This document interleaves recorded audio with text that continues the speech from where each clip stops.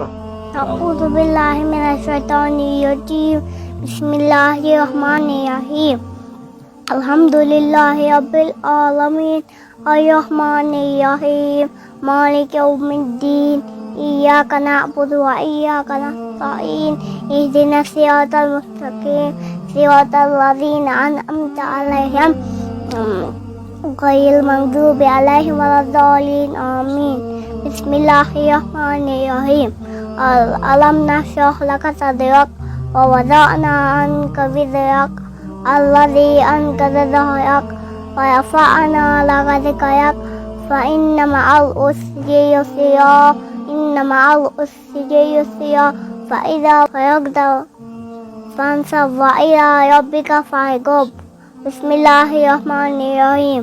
لإيلاف قريش إيلافهم رحلة الشتاء والصيف فليعبدوا رب هذا البيت الذي أطعمهم من جوع وآمنهم من خوف بسم الله الرحمن الرحيم قل يا أيها الكافرون لا أعبد ما تعبدون ولا أنتم عابدون ما أعبد لكم دينكم ولا أنا عبدتم ولا أنتم عابدون ما أعبد لكم دينكم ولي دين بسم الله الرحمن الرحيم إذا جاء نصر الله والفتح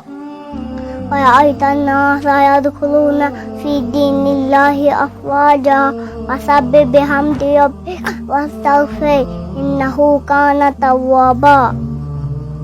तिलावत के 3 अहम फायदे हैं। नंबर 1 दिल का रंग दूर होते हैं। नंबर 2 अल्लाह ताला की मोहब्बत में तरक्की होते हैं। नंबर 3 हाय हाय हाय फूफा दादा ने किया मिलती है बिना समझे पानी पर भी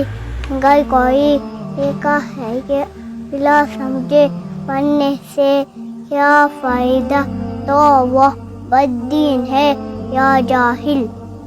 यब्या यसे वला तो असे वतम्मिम बिल खैर वबिका नस्तईनु या फत्ताहु यबदिनी इल्मा सदक़ल्लाहुल अज़ीम।